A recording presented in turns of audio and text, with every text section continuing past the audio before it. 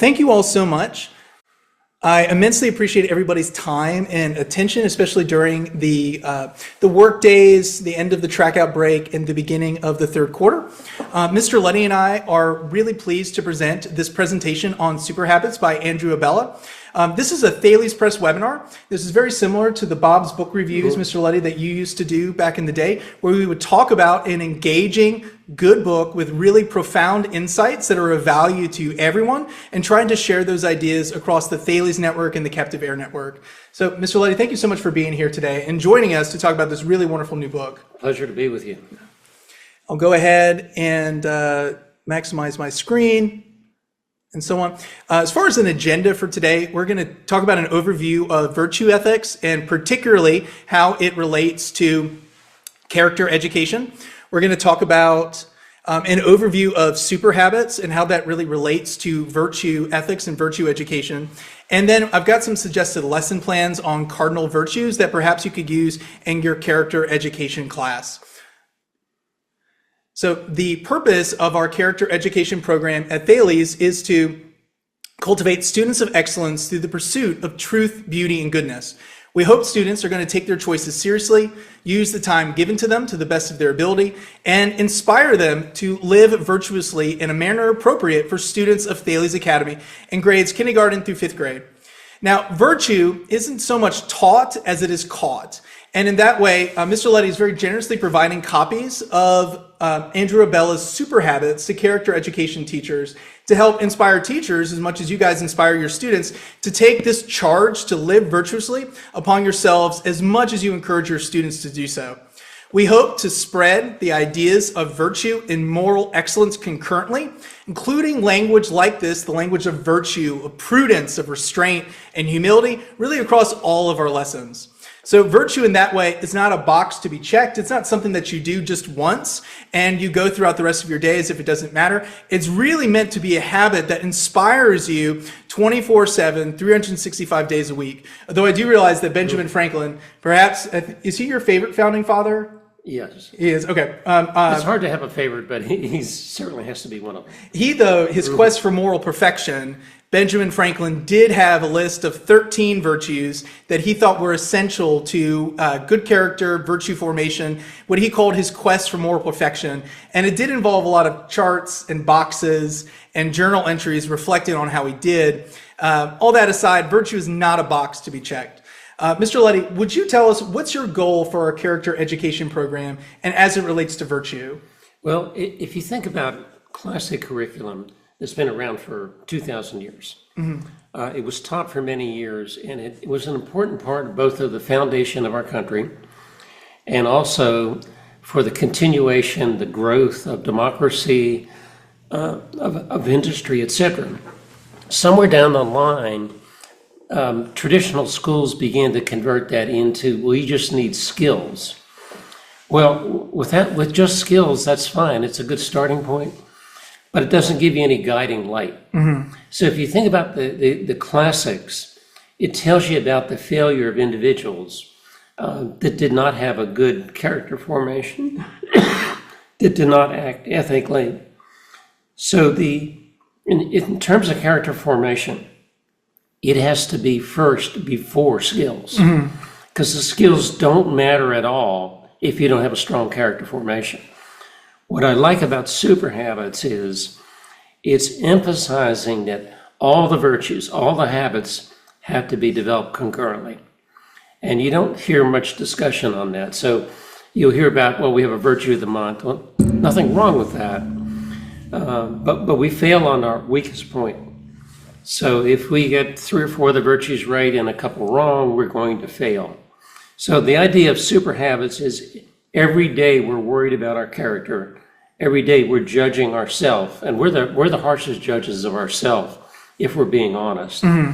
So if we can develop students with a solid character formation, virtuously, with good habits, they're going to be enormously successful, and what will follow then will be their education, their skills, their contribution. Those things will follow once that good character is formed. Absolutely. So in all cases, character formation, super habits, supersedes everything else. And I'd love to hear too, the Thales outcome, first one, unfailing integrity. To me, that seems like the idea of virtue being taught concurrently, really being superimposed upon everything else that you do. Would you agree? How does unfailing integrity, that first and foremost of the Thales outcomes, relate to this idea of virtue? Because any lack of integrity devalues you as an individual. I just recently met an individual that was brutally honest. And what I found very appealing about them is that they were absolutely honest. So you can have a very truthful, honest discussion and walk away feeling, we really discussed these things in real time, honestly. That has a tremendous appeal. So even in a society that doesn't necessarily respect virtue, they will respect a virtuous person. Right. And they would rather do business with that virtuous person than someone's more like them. And that's not maybe commonly understood, but you can see examples in classic curriculum or classic studies, but you can also see examples every day in the world. We're going to move toward quality, towards integrity, towards goodness. It's built into us. It's the way God made us. And I love your suggestions, your insight into peppering our language with that language of virtue and moral excellence. We should talk, though, about some of the schools of ethics and what ethics is. So ethics is the science of an approach to morals, norms. Norms is just a synonym for laws, and the idea of right behavior. And there's three broad schools of thought when it comes to approaching an ethical dilemma. First is virtue ethics, or Ariatic ethics. Arete is the word in Greek for virtue. That's the one that Aristotle's using throughout the Nicomachean Ethics and other similar works. But the idea here behind virtue ethics is that a decision ought to be made in light of these habits of moral excellence, to which a person really can choose to conform their actions. We'll go into a bit more detail with virtue ethics, but the idea is that it's hard to identify what the virtue is, but it's going to be the midpoint between two extremes, two vices that are much easier to identify and to spot. The second, not labeling these in terms of importance, but the second broad school of ethical decision-making is deontological ethics. Deontological ethics, that's a mouthful, but it's the idea that a decision ought to be made in light of an agreed upon and really concrete set of rules or principles. And a lot of times this is tossed out with this idea of the categorical imperative, but the categorical imperative is really just the golden rule as described by a Prussian philosopher named Immanuel Kant. The last one is utilitarianism, and that the decision ought to be made in light of the greatest good, whatever that means, for the greatest number, whatever that means. And that's associated with a British Victorian philosopher named John Stuart Mill. Now, Mr. Luddy, what school of ethics jumps out at you as perhaps being the most, helpful and most relevant for a school like ours? To me, the best school of ethics is Christian ethics. Judeo-Christian principles Yeah. derived from the Bible. And the reason is someone could have a slight offense to you, and maybe legally you could have some redress, but then the Christian attitude might be, well, we all make mistakes. I forgive you. Let's move on.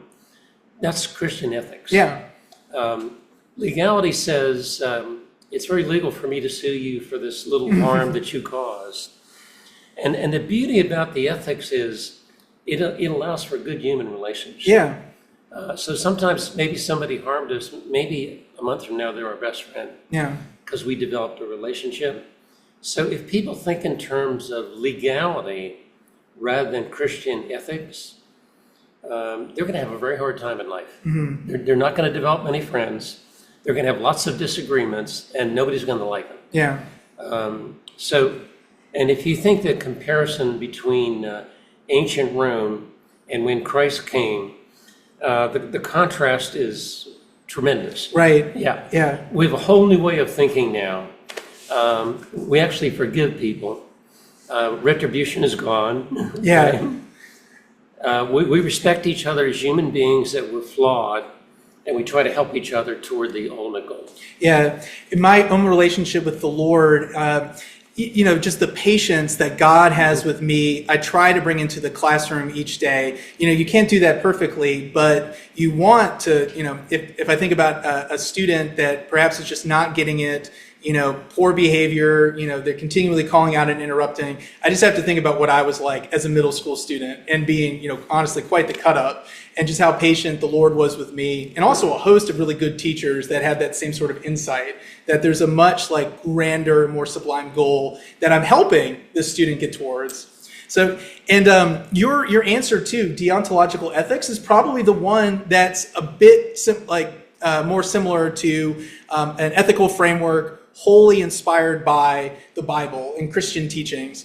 What Immanuel Kant wanted to do, and he's the figure there in the middle, what Immanuel Kant wanted to do is take Christian ethics and largely make them so rational and objective that you really couldn't help but want to follow these principles. So his categorical imperative is really, you come up with a rule that is really universal in its scope and in its applying to everybody, and you want to follow that rule in and of itself because you recognize that it's good for everybody to follow. I'm not going to lie because I think that would be terrible if people lied to me. So he's taking Christian principles and he's changing them in such a way that they're more rational and not as tied to the Bible.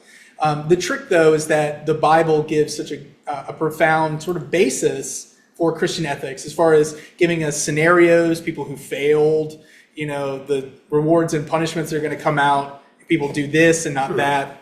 I heard a recent comment. It said the consequences of telling the truth will be much smaller than telling a lie. Yeah, my dad said the same thing. Yeah, you think in terms of that.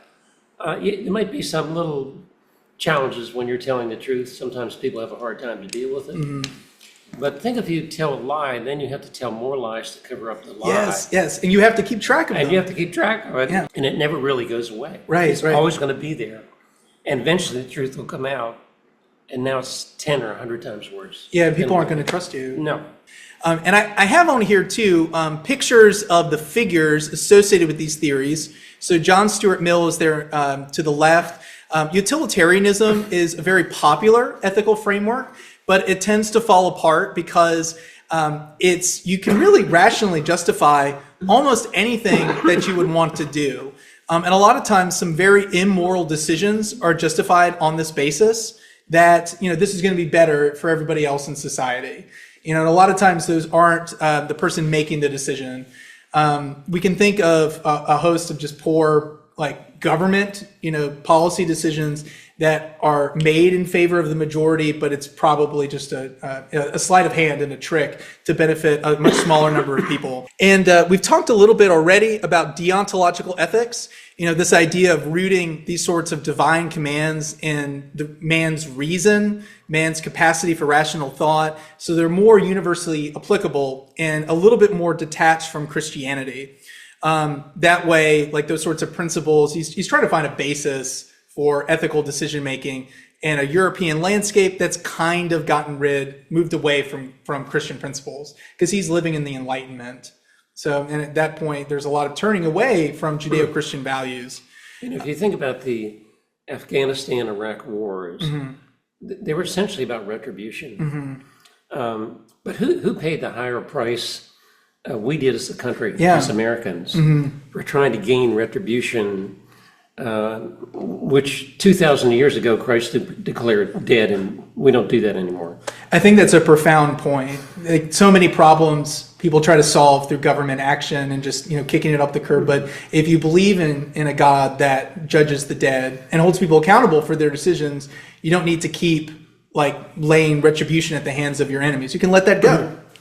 Yeah, the whole concept of retribution should have been gone more than 2,000 years ago. It's most harmful for the people who want to cause the retribution. Yeah. And I think if they knew that, they might rethink about retribution. And that's a beautiful segue into virtue ethics. Socrates, the teacher of Plato, the teacher of Aristotle, formulated that same idea. When you do harm to someone, you're really doing more harm to your own soul than you are to the person that's inflicting that physical harm. So with that, we can move into Abela, Andrew Abela, his biography, and this great new book, Super Habits. So he's the founding dean of the Busch School of Business, ordinary professor of marketing at the Catholic University of America, and he researches the marketing process, including ethics as it relates to marketing and Catholic social doctrine, as well as internal communication. Most prominently, he's the winner of a 2009 Novak Award. That's an award given by the Acton Institute based in Grand Rapids, Ohio, for significant contributions to the study of the relationship between religion and economic liberty. And Mr. Luddy, you endorsed Dr. Abela's book, so I imagine that you know him pretty well already. I do. So he's a brilliant thinker, presenter, and there's a story in the book about Captain Sullenberger, and 1549. 1549. Yep. So, for the average person, we're thinking, well, he was a really good pilot, and he landed the plane, and that's the end of the story. But what Abela points out is that he had the super habits. So he had the discipline, he had the presence of mind to make the right decision. He was told to land at Teterboro, but he said, I can't make Teterboro. Later on, there's going to be consequences because of that. But he didn't consider that. He only considered, I've got to save the lives of these people. Yeah. The normal protocol is the second in command would fly the plane and he would figure out how to work through the crisis. He reversed it. Yeah. Because he knew he had the best chance of landing that plane. So in a 4 to 5 minute period of time, the super habits that he developed through his entire lifetime allowed him to do that. And the way Andrew Abela does it in the story is very impressive. He weaves it together rather beautifully. And I think it gives somebody a much deeper understanding of what super habits are. Right, because it's applying a principle to a real situation in life that you've prepared for, at least mentally, because you took your choices and your preparation seriously. Yeah, so if you contrast that recently with the plane that went down in Asia, similar situation, everybody ends up dying. You know, Yeah. I'm not trying to pick on that pilot because circumstances are entirely different. But the circumstances of 1549 were pretty bad. Right, right. And nobody got hurt. It was a bird attack. It was the same way. It was the same thing. It was a bird attack. He's got literally less than 5 minutes to make all this happen. And he's running all this through his mind. But that means he has a high level of discipline. He's developed intellectually to a high degree. He has the ethics to say, not only can I land the plane, but when I land it, will there be people there to make sure that they're saved? Yeah. Okay. And he all that's radioed. been processed through his brain. That's a very high level person. So I think we could tell students, think about where you're going to be when you're 50 years old or 60 years old. You have to make an important decision. You need to be engulfed in super habits and personal development at the highest level. Yeah, our hearts and prayers go out to the victims of, at the time of this recording, there's been 2 big airline disasters, one over Kazakhstan and another over South Korea, a small town outside of Seoul. And in both cases, you know, these crashes are still being investigated, but it speaks to your point, Mr. Luddy, that, you know, you don't know what's going to happen in life. There's going to be a host of challenges, and you really have got to prepare for, you know, I don't know, prepare for those moments of greatness. Well, that's not a great way of putting it, but preparing for those moments that you never expect, you never anticipate, but are often going to be thrown at you regardless. Be more like Captain Sully and just being obsessed with learning how to fly planes better, particularly under duress. You know, that's a whole concept I think we need to stress. You're preparing yourself for future life. And you don't know what you're going to be called on to do. What you could know is every skill that you can develop, every amount of discipline, every character development will be important in making those decisions. And we see people making decisions wrong and the consequences. We also see an individual that have followed the super habits and outcomes are really good. Right. We're seeing that in Argentina right now. Yeah, people with a who new leader. Yeah, Javier Milei, but people who have prepared their entire lives for a moment at which they really didn't anticipate ever coming to them. Winston Churchill peaking at what, like 65 when he finally became prime minister, which was the ambition that he had at least since he was in his 20s, probably a lot earlier, given his family lineage. But and that's a really good point to bring up with students when they ask us, why are we learning this? It's like, I don't know what you're going to be when you grow up, so I'm teaching this to you. I know that it's going to benefit you some way, and depending on your career, you might really need it. But I'm not making any judgments or assumptions about where you're going to be when you grow up. So I'm going to operate that you need to know this. As someone recently pointed out, all that information that you have in your brain at the right time is going to be very, very important. And someone who doesn't have it is not going to be in the same position to make that important decision. Yeah, taking advantage of the time that you have. And regardless of the career field that kids go into, they're going to need habits like restraint and humility and diligence. So let's jump into the super habits then. So by super habits, Dr. Abela refers to virtues, a series of excellent habits by which a person strives to make choices in light of these virtues. He addresses the title, right, super habits.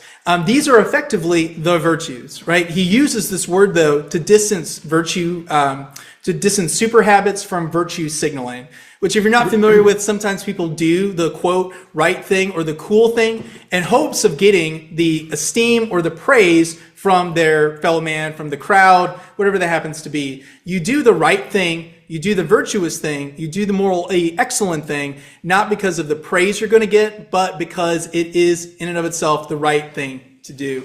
And as Abela stresses throughout the book, we've received a tradition that defines excellent habits like prudence or courage for us. We can make better choices if we study these virtues and see them lived out in the context of virtuous individuals. Yeah, if you think about Captain Silverberry, he made the right decision. He saved all the people, but the system's trying to prosecute him because of it. But in the end, because he did the right thing, he's a national hero. Yeah. I mean, international hero. So there will be consequences to doing the correct thing. But regardless, we do the correct thing, and in the real long run, it will work out. Maybe not in the real short run, because it's a difficult society. And I love the virtue habits, virtue ethics, because it stresses the importance of individual decisions, right? You're really striving for excellence. You know you're not going to get there, but you're going to do a whole lot better and come a whole lot closer to that target if you try. Yeah, I was just watching the PBS segment on Da Vinci, and nothing was ever good enough for him. Yeah. So, and during his time, he had the greatest artists in the history of the world. Not good enough. So he was able to progress from where they were by studying nature and move to a much higher level, almost to a mind-boggling level. Yeah. But he never stopped pushing hard for improvement. Yeah. And then if you don't have exemplars like Da Vinci to learn from, or as in the case of Bernini and Michelangelo and other great sculptors of the Renaissance period, you can build on those people's works, but you have to study them. You have to intently look at them and figure out ways that they carved such beautiful human beings out of lifeless blocks of stone. One thing that Da Vinci did was he wasn't necessarily very religious, but he understood God created the world and nothing could match it. And that's where his lessons were going to be learned. So he's continuously studying nature to improve his art and engineering. Yeah, I love some of his works just on anatomy, right? It shows how closely he studied the human body. He knew it more than the doctors. Yeah. It's very impressive. Yeah. It's a beautiful testament to just the power of study and reflection. So I've got a couple of quotes now from Super Habits. I can read these out, and I'd love to get your take on them, Mr. Luddy. Okay. So anyone can acquire the super habits. The key is practice. Researchers have studied many different forms of practices for growing in the super habit of restraint, such as regular physical exercise, maintaining good posture, tracking food habits, keeping a budget, study discipline, and even speech modification. All of them lead to a general improvement in the super habit of restraint, not simply an improvement in the task at hand. I think for every person, every day, we need to review our behavior. We also need to be aware we're going to make decisions today. They have to be virtuous, because it's very easy to get off track and stay off track. So for every person, every day, we're human, we're prone to error. We have to be our own strongest critics, and we have to build on the restraint And I think over a period of time, as you learn how to build on restraint, it gets easier.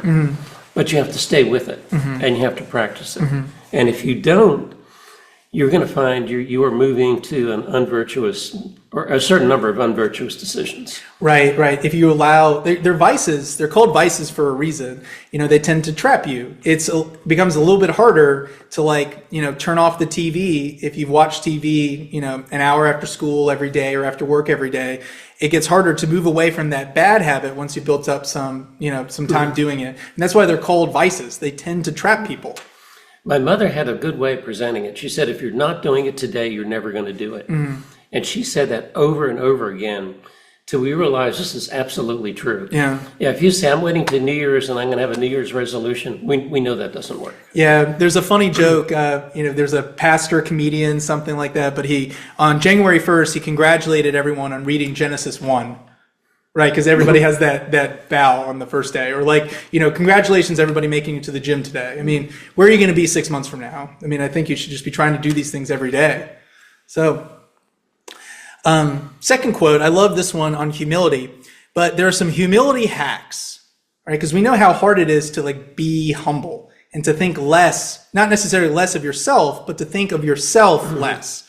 When you're analyzing a challenging situation, force yourself to think of it from a hypothetical third-person perspective.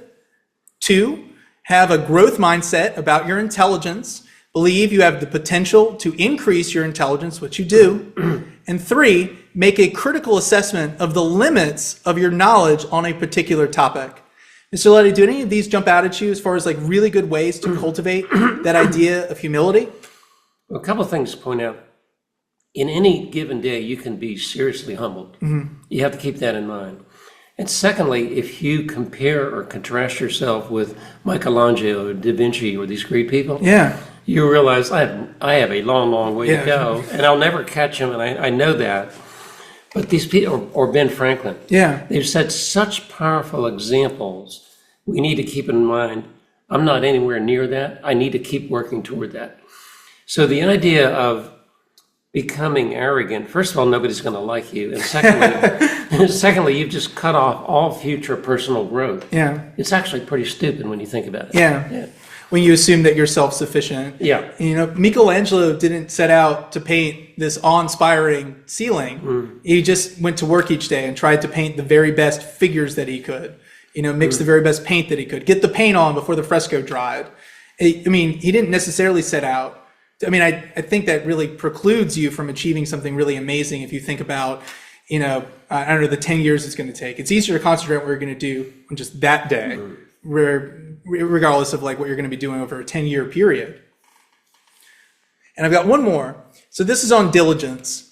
So when your abilities are up to a new challenge, you experience the stimulating, absorbing condition called flow, where you feel fully absorbed and energized, even if you're being stretched. And to grow in diligence, this idea of feeling flow, experiencing flow, be selective about particular aspects of the subject in which you want to cultivate interest. 2, focus on how what you're learning about is relevant and useful. And 3, work with others on a project related to the area in which you're trying to develop an interest. What do you think about this idea of diligence? And I imagine too that the idea of flow, feeling absorbed and energized, it probably reminds you, as it did me, of Adrian Bejan and Freedom and Evolution.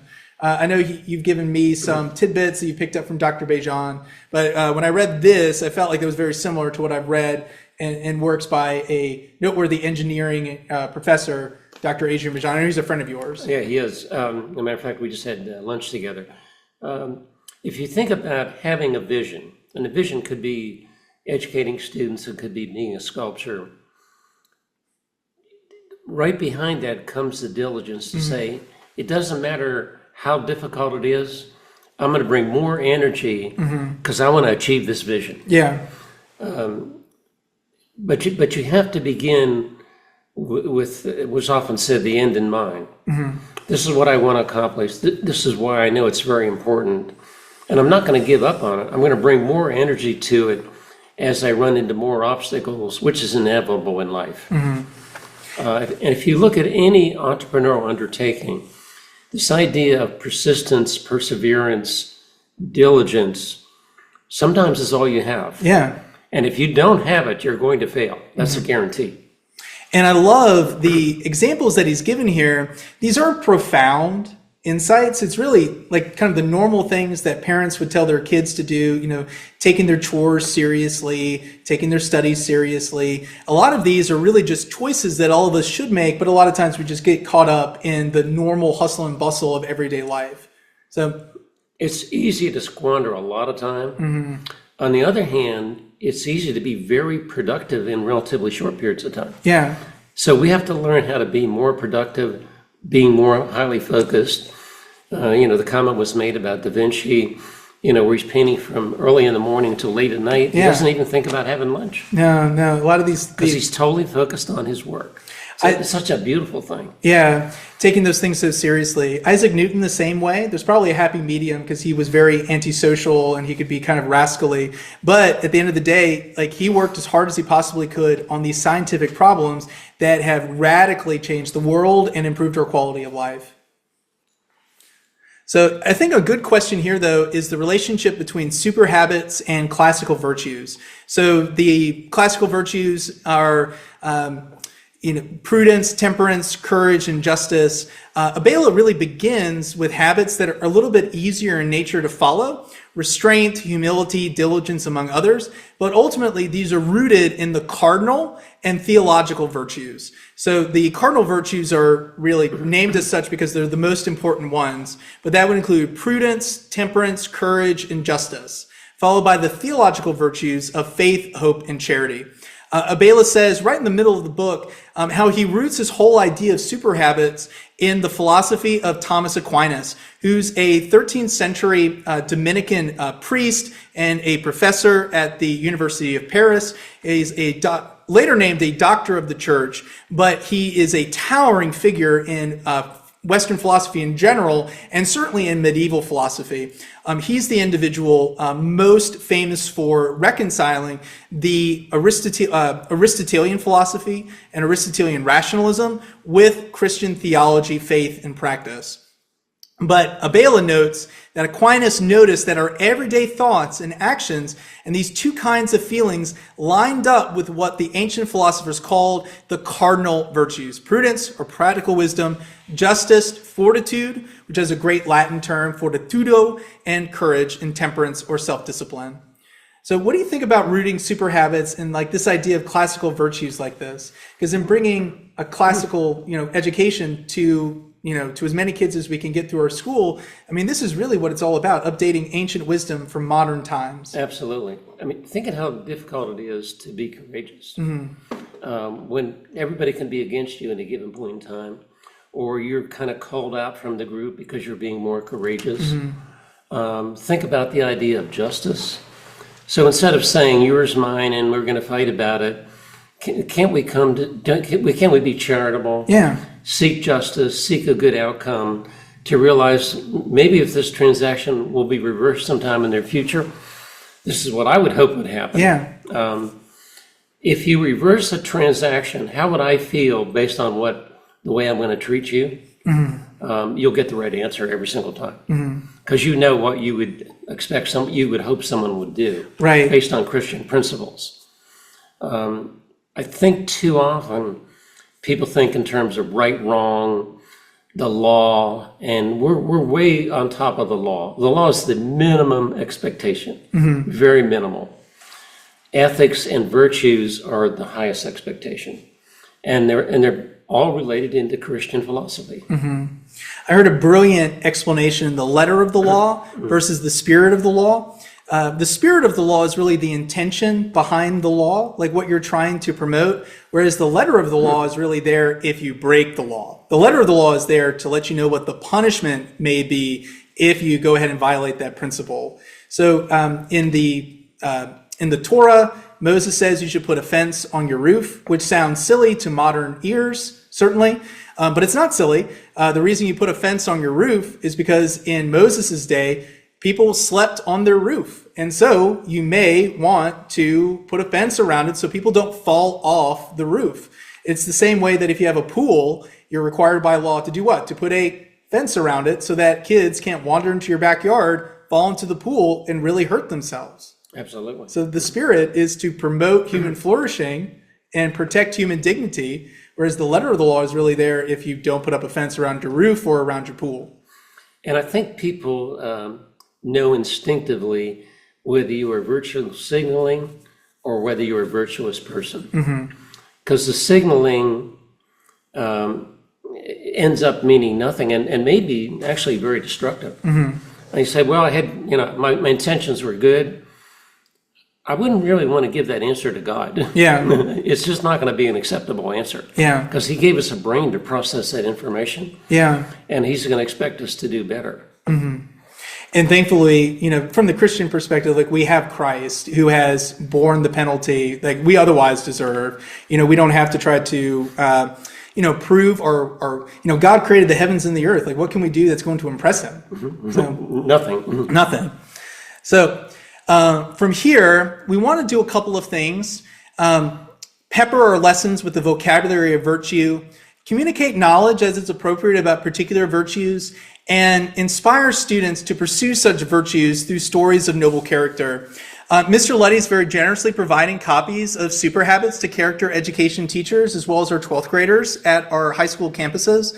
So we would just encourage you to read this book, meditate on its principles, see how it might make you a better teacher, a better educator, a better leader in your classroom. We wouldn't necessarily expect you to work in specific lesson plans from Super Habits, but if you do that, all the best to you, because I think it's going to be a great testament to your classroom and what your kids are going to get out of their time in character education. If you will be building out more lesson plans along these lines on restraint and diligence and humility, tying these really back to the Thales outcomes, because that's the culture that you've created at Thales Academy, and we're going to build off of that for the benefit of our students. I do have a sample lesson plan on the cardinal virtues that kind of helps hit at what we're trying to do, because Aristotle gives some really brilliant insights into virtue and moral excellence. So this could be something that you do with students in your class. You could think of it almost as a DI script. You can add in some animation if you really wanted to. But what is virtue, class? Well, virtue is a habit of moral excellence, something that we can do in a variety of situations and at different times. Where does the word virtue come from? Well, virtue comes from the Latin vir, which you can't pronounce vir, but it's wir. Latin has W's that sound like V's, but it means man. And you'd probably just want to refer to virtue referring to the qualities of a great individual. These things really stretch across time and space. The Romans and virtue, it's linked back to the qualities that identified a strong Roman man. You could go with arete in Greek, because that kind of separates some of like the gender distinctions that I think are unnecessary and unhelpful here. Where does virtue come from? It comes from this Latin word vir, meaning man, because these are the qualities that mark a great individual. Yeah, I think the students presented correctly will actually be excited about this. Yeah, so excited. I mean, can you imagine, an 8-year-old going home and saying, "Hey, Mom, I'm trying to be a virtuous person." Mom's going to say, "Wow, yeah, where did you learn that?" That's so good. I learned it at Thales. I've been telling you to do that forever. So finally. So what's the starting point for virtue? A kind of guide or a gateway for cultivating these habits of excellence. And really, I think you've told me this so many times, but humility is going to be that most important virtue. That's the starting place for cultivating these sorts of habits of excellence, because otherwise you're never going to, make that assumption that you need to improve, that it's important to improve, nor are you going to look to the needs of others, perhaps before yourself. Yeah, at Captive Air, we always try to say, we don't know much. We're in process of learning, and we really mean it. Yeah. Because we know everything that we are doing can be improved, taking it from Da Vinci. And over a period of time, we've made profound changes. And sometimes the question I ask myself is, why didn't it take us so long? Yeah. Maybe we weren't thinking as deeply as we could have. Maybe we needed, as Professor Bejan would say, we need more sparking, more new ideas. But at least making that progress over a period of time is a really good thing, not only for the individuals involved, but for all the people that have, enjoy the outcomes from those changes. That is so true. Improvements.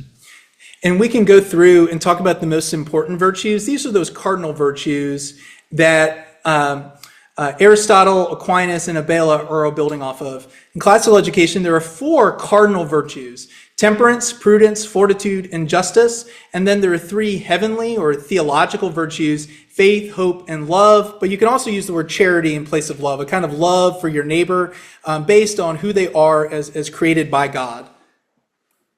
And what are the cardinal virtues? Classical thinkers like Plato, Aristotle, and Cicero, and others identified 4 virtues as being the most important, and hence you got that term cardinal virtues. How can we think of something as displaying a particular virtue? And this is where I think the insight from the ancient philosophers like Aristotle is so valuable. The philosopher Aristotle described virtue as kind of being a midpoint between 2 extremes. It's easier to spot the extremes, the vices, than it is to spot the golden mean, what he just called the golden mean. That is the virtue between those 2 extremes. And we can go through, and in fact, you can go through with your students each of these cardinal virtues and the midpoint that lies between them. So temperance, this isn't a word you hear very often, is it, Mr. Luddy? No, you don't. No. And it's sadly lacking in our society today. Yeah, because people don't think about virtue anymore. No. But temperance is the practice. They pay a high price for it over time. Yeah. Whether it's eating, drinking, talking, good down the laundry list. And temperance is so helpful for this too. It's the practice of moderation and self-control. And for the most part, it's hard to know like what moderation really looks like. But austerity, you kind of know what that looks like. That might be enjoying some good too little, if at all. Or excess, which is enjoying some good entirely too much. You're regulating your actions and kind of navigating between the excess and the austerity. You know, it's okay, like eating, you know, wine, a glass of wine at dinner, I suppose is okay for some people, and so forth. Obviously not good for children under 21. Drinking laws are very serious. But in this case, though, it's easy to spot the extremes. It's harder to spot the virtue. Think about this. For most humans, we do better under austerity than we do abundance. Yeah. Abundance brings out a lot of bad behavior, whereas austerity, we know that our discipline has to be tight, Right. because resources are tight. Right. That's something to contemplate. Too much of anything is not a good thing, and that goes for almost virtually everything except virtue. Right, right. And this certainly goes much more applicable for us, since in America today, you and I, we can live like kings if we want to. I mean, we can go to any restaurant and order the finest meal, and it's not that expensive. I mean, ice cubes, like the pharaohs of ancient Egypt didn't have ice cubes. They had big blocks of ice that they packed in sawdust and hay to prevent it from melting. I wouldn't want to put that in my drink. No. But the smallest child can get ice cubes out of the tray without any problem whatsoever. So this is a really powerful insight that Aristotle provides for us concerning this particular virtue, practicing moderation and self-control, but you're really kind of navigating between the skela and the charybdis of austerity and excess. And it just keeps going on like that. Prudence, perhaps the most important of all the cardinal virtues, but the ability to make wise decisions. I mean, Mr. Luddy, have you heard people talking about prudence recently? No. Ken Iverson, who was the founder, CEO of Nucor Steel, said of the most experienced executives, a third of their decisions could be better. He didn't say they were wrong per se. So in making decisions, it's important to think through carefully and make sure that we have a correct understanding of the facts. Yeah. Because oftentimes you have to make decisions with minimal facts, and you can make very bad decisions from that if you're not careful. And in this case, prudence, you can think of the extremes here. On the one hand would be indecision, that you're not doing anything at all because maybe you're just not, you don't feel bold enough, confident enough to do something. But in that case, that is itself a decision. That's a bad decision. That's a bad decision. Because there's no decision. There's no decision whatsoever. But that is itself a decision. And on the other hand, rashness. So you're acting too quickly without thinking at all. So you can tell kids, you know, if they get in trouble in class, they're interrupting, being silly, you know, you can put it in the context, this vice, rashness, acting too quickly without thinking, you know, let's move it back some so that you're saying, you know, the good thing at the right time. That's the virtue of prudence, knowing the right thing to do. It takes a lot of practice and a lot of awareness every day. Prudence is a lot like having the foresight to see the consequences tomorrow of a choice that you make today, thinking about your future self much less than your present circumstances. And you think in the political sector, everything is very near term. Long-term consequences are not thought about. And that's where the problem comes in. And Bastiat talked extensively about that.